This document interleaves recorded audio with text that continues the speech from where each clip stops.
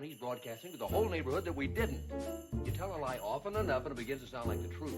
Then you know I'll be out of a job. During the pivotal era of television in the late 1950s and 60s, Daisy Lou stood at the forefront of TV production. Among its notable series was The Dick Van Dyke Show, a creation of Carl Reiner that graced the screens from October 1961 to June 1966 on CBS. Over 5 seasons, audiences were treated to 158 episodes featuring the comedic talents of Dick Van Dyke, Mary Tyler Moore, Rose Marie, Maury Amsterdam, and Larry Matthews, making it a memorable part of television history. I was going to help you with your sofa. Help me with my sofa? The Dick Van Dyke Show, which began airing in 1961, was set primarily in 2 locations: the bustling workplace of a Manhattan-based television comedy variety show, and the suburban home of Rob Petrie, the show's lead writer. The series offered a glimpse into the professional aspects of television production, juxtaposed with the domestic life of Rob, his wife Laura, and their son Richie. The workplace scenes highlighted the collaborative process of crafting comedy, featuring interactions with fellow writers and the show's charismatic producer, while the home setting explored family dynamics and everyday challenges, often with a humorous twist. This dual setting structure allowed the show to explore a range of scenarios, from the pressures of meeting script deadlines to the quirks of suburban family life, making it relatable to a wide audience and a beloved classic in American television history.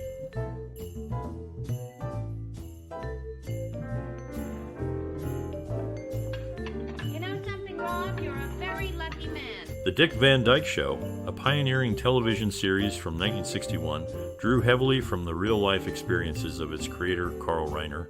Reiner, who had previously served as the head writer for the variety show Your Show of Shows, infused his own professional journey into the narrative fabric of the series. The central character, Rob Petrie, portrayed by Dick Van Dyke, was a direct reflection of Reiner himself, embodying the challenges and quirks of a head writer in the competitive world of television comedy. This mirroring of reality brought a sense of authenticity to the show, resonating with audiences and critics alike. The character's development was further enriched by the dynamic interactions and relationships within the fictional workplace, echoing the camaraderie and conflicts typical of a writer's room. This approach to character creation, rooted in real-world parallels, contributed significantly to the show's success and its lasting influence on television comedy. Anything. Well, no, thank you. I don't drink or smoke. In the 1961 television series The Dick Van Dyke Show, Mary Tyler Moore portrayed Laura Petrie, a character whose style became a defining feature of the show. Laura's wardrobe choices were particularly notable for their reflection of the early 1960s fashion trends, mirroring the elegant and sophisticated look popularized by First Lady Jackie Kennedy. This influence was evident in Laura's tailored capri pants, simple yet stylish dresses, and impeccably coiffed hair, which together created a visual representation of the era's feminine ideal. The character's fashion sense not only resonated with viewers, but also set a trend, as women across America began to emulate her look. Laura Petrie's character, through her distinctive style, contributed significantly to the show's appeal and left a lasting impression on the audience's perception of 1960s fashion. Written. It's like instead of being able to read Romeo and Juliet, somebody condenses it for you like this. A couple of mixed-up teenagers. Carl Reiner's early experiences in the entertainment industry were shaped by his time as a writer and actor on Your Show of Shows. Working with a team that included Mel Brooks, Reiner honed his comedic skills, which would later influence his creation of The Dick Van Dyke Show. His understanding of comedy dynamics and scriptwriting gained from this period was instrumental in developing the show's unique humor and character interactions. This background allowed Reiner to craft a television series that was both reflective of his comedic voice and resonant with the audience of the time, setting a standard for sitcoms that followed.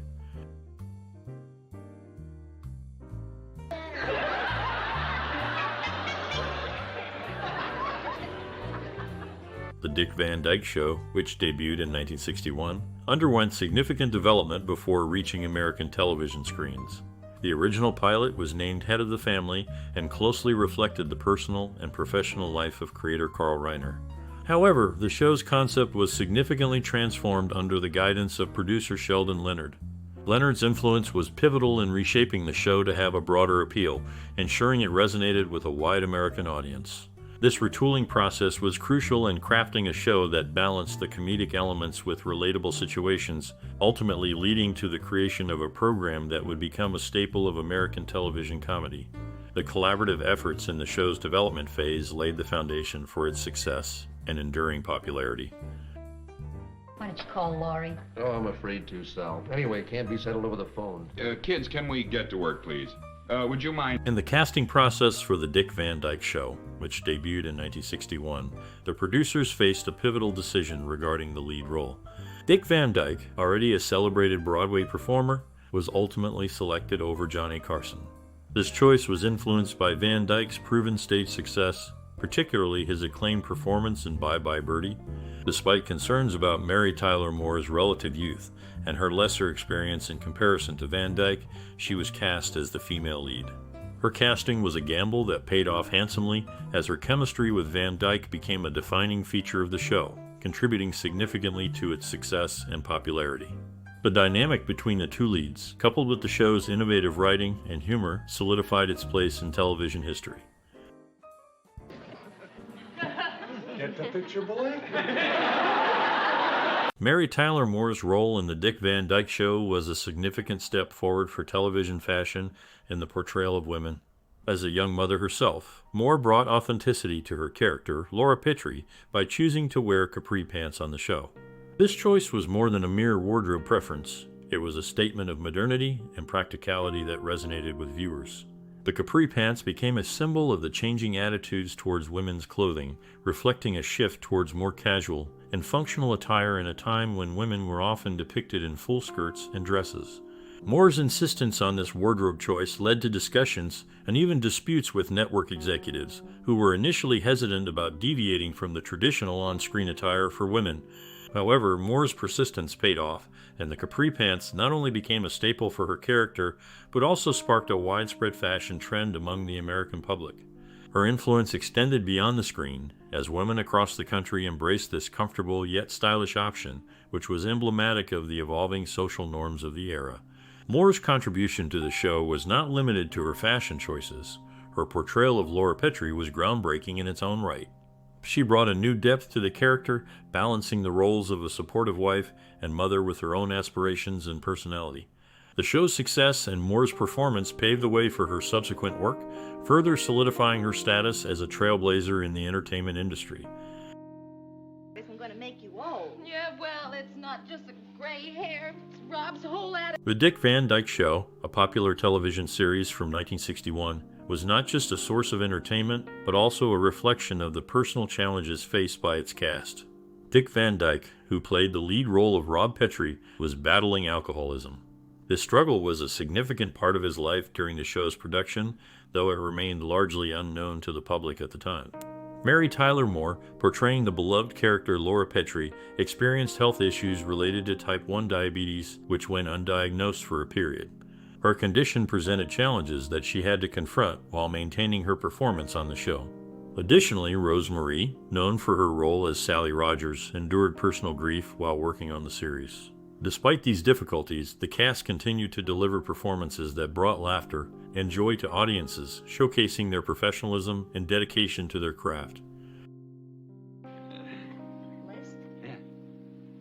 What list? Well, of course, I'd seen you. The Dick Van Dyke Show, which premiered in 1961, stood out for its genuine portrayal of the personal and professional lives of its characters. The authenticity of the show was significantly enhanced by the fact that many episodes drew from the actual experiences of the cast and crew. This approach allowed the audience to connect with the characters on a deeper level, as the situations on screen often mirrored real challenges and joys that viewers could recognize in their own lives. The series became a beloved classic, not just for its humor, but also for its honest and heartfelt depiction of life's ups and downs, reflecting the shared human experience. This connection with the audience was a key factor in the show's success and enduring popularity.